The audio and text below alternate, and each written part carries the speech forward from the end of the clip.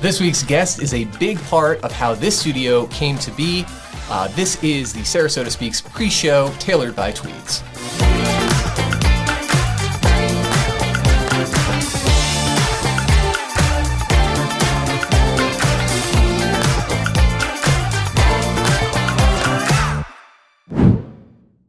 What's up, Sarasota?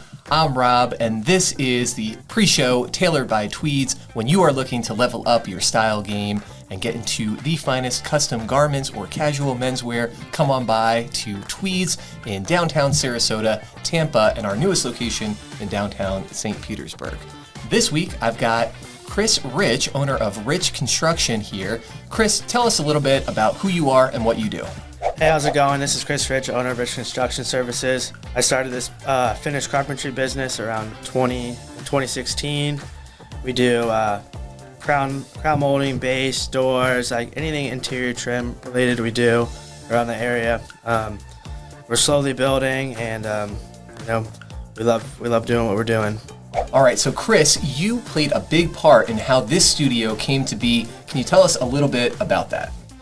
Well, yeah, I've been good friends with Trey for a while, and I give him a ton of work. He gives me a ton of work, so he reached out to me to do this studio, and I couldn't have been more happier to do it. We did all the paneling in the back because it was all like drywall first, so we put all the paneling on the back, and then he had 3 TVs he had set up, and we just took, plywood and 1x2 and a bunch of stuff and just kind of, put something together, and it turned out perfect. I couldn't be more happy, So, Chris, tell us a little bit about the types of projects that you like to do, and are you principally working in the Sarasota area, or what's your range? We do like Manatee County, like Sarasota area.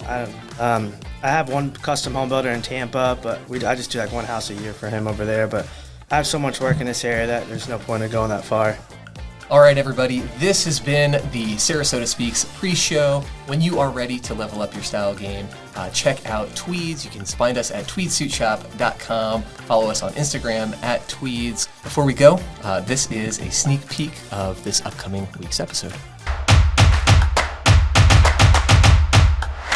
From a man with a little bit of dirt under his fingernails to a like-minded man. I want a few questions. What are some of the jobs you're most proud of? Can you think of one job, actually, that you're most proud of?